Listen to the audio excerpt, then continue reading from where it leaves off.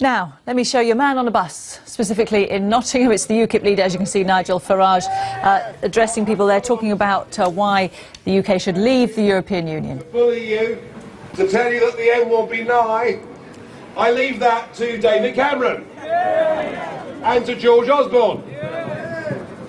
David Cameron, who said 3 months ago that if he didn't get what he wanted from his renegotiation, all things were possible, including him supporting Brexit. And now he tells us if we leave the EU, it could cause World War III. Would you buy a used car from David Cameron? No! In fact, we ought to say that David Cameron is like the modern-day Sheriff of Nottingham, isn't he? And we are Robin Hood, riding to the rescue. We don't represent the big corporate businesses. We don't represent Goldman Sachs. We don't represent the political classes. We represent ordinary, decent people who were lied to 40 years ago about what the common market was really all about. And this campaign, it's not about trade, it's not about economics. We will go on buying German motor cars. I will go on drinking French wine long after. Well, maybe this afternoon, you never know. Long after we've left the European Union. What this is about, it's about taking back what our politicians have given away. They've literally given away control of our country. They've given away the ability of us to make our own laws. They've given away the supremacy of our own courts. And worse still, they've given away our passports. That passport says European Union, and it's open to 508 million people. Now, the government tell us that 1 million people have come from the EU in the last 6 years, but we've issued 2.4 million national insurance numbers.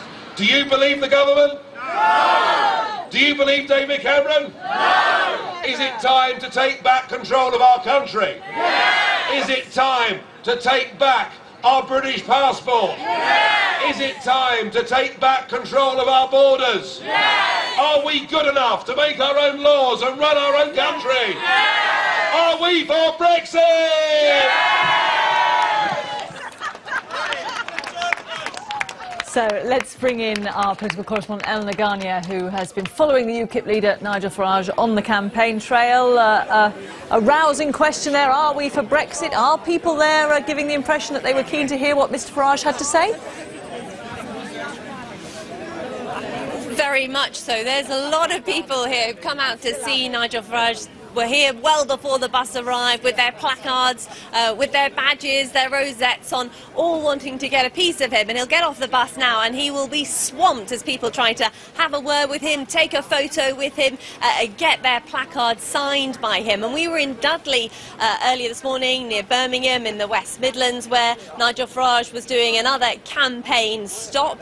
And he was making the case, just as we heard there, that he wants to get back control of our borders, of our passports, of our nation. And one thing I would say that is in stark contrast to the way David Cameron has been campaigning this morning, this really is easy come, easy go. Anyone can turn up here, anyone can try and talk to Nigel Farage, whereas I think with what we saw with David Cameron this morning, it was a very controlled event. The audience was workers who've been selected to be there, and this is, if we just look over my shoulder now, we go up, he has been swamped by people who turned out at Beeston Market to have a piece with him. We're just going past the fish stall and we now cannot see Nigel Farage. He's in there in the middle trying to have some conversations with people, drum up support. And the whole point of this type of campaigning, it's about the energy.